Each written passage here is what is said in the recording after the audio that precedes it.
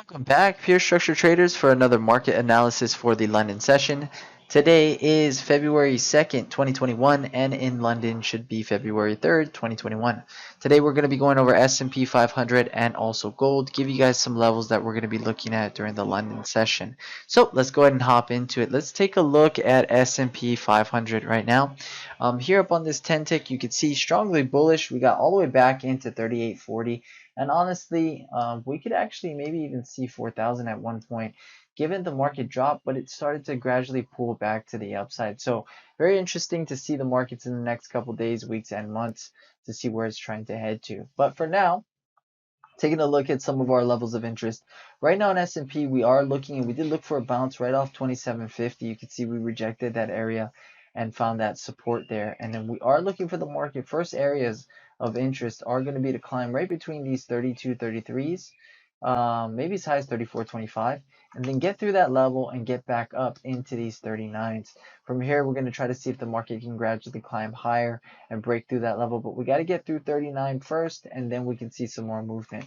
So again, nice little bit of bounces here, nice double bottom. We should get an aggressive pull to the upside here and push back up into those 39s. That's what we want to see for the London session. Now, if we don't get up there, we're going to look to see the market still try to hold it, but if we get underneath this level, we can look for a rejection and try to come right back down, maybe into these 38.15s. Below that, you can see some support, 38.04, 37.88, and 37.7350 underneath. Those are some of the levels that we're looking at for some interest areas of rejection of support. Well, actually support areas, or rejection of resistance coming back into the support. So we're looking for that. Now there is a lot of other levels underneath, but we're going to allow the market to come to those levels first, and then we're going to take a look at the price action, the structure from there, and try to develop a trade if we get opportunity from that area.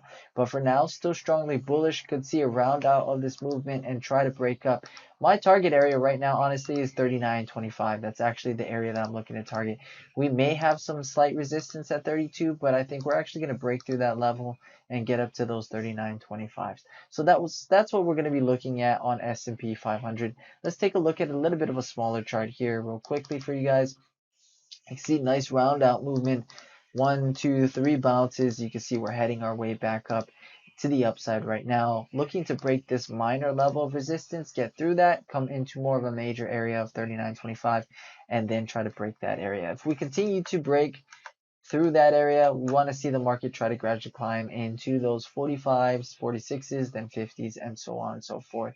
Again, I do believe at one point we'll probably see 4,000 on S&P 500.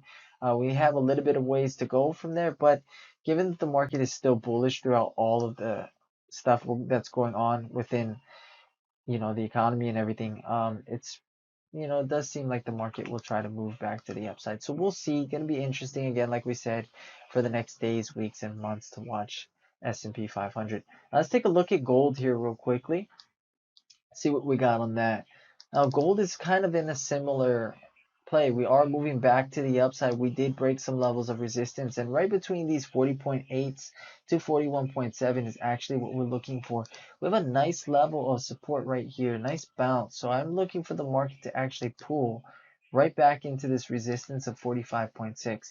Now again, markets can do whatever. They won't necessarily always respect levels, but the levels are technically put there so we can start to anticipate the movement or the price action and structure from there. That's why they actually tend to work out really good. If you understand how to correctly read and trade the markets, you can understand how to apply specific levels and then anticipate trade movement from there.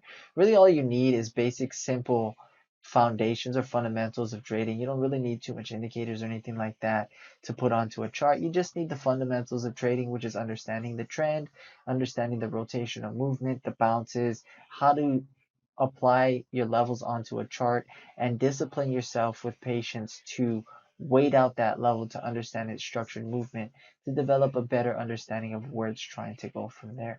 All right, so gold here, we can see the market is bouncing.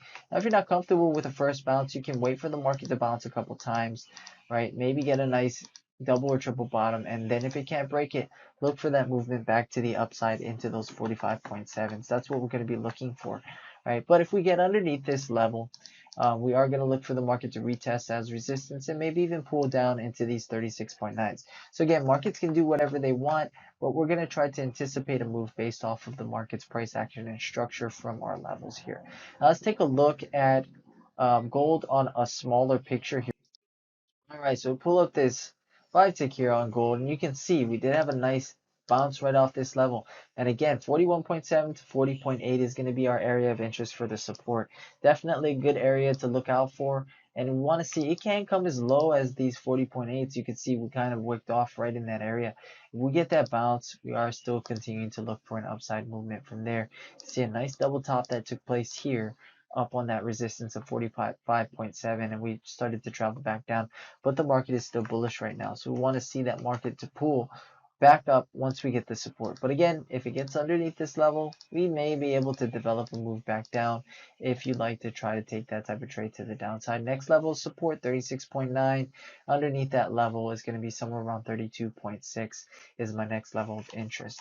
But that is what we're going to be looking out for on S&P 500 and also gold for the London session.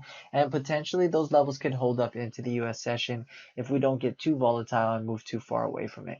But hopefully you guys enjoyed that. If you guys did, please go ahead and smash that like button. If you're not subscribed to the channel yet, please go ahead and subscribe. If you guys are, do really appreciate you guys watching the videos. Again, if you got any questions, feel free to pop them in here on YouTube. And again, we're going to be launching pretty soon, so pretty exciting stuff. If you guys want to learn more about it, just go ahead and pop into the website, put your email in there, and we'll give you a notification when the launch happens. You guys take care. Have a good night.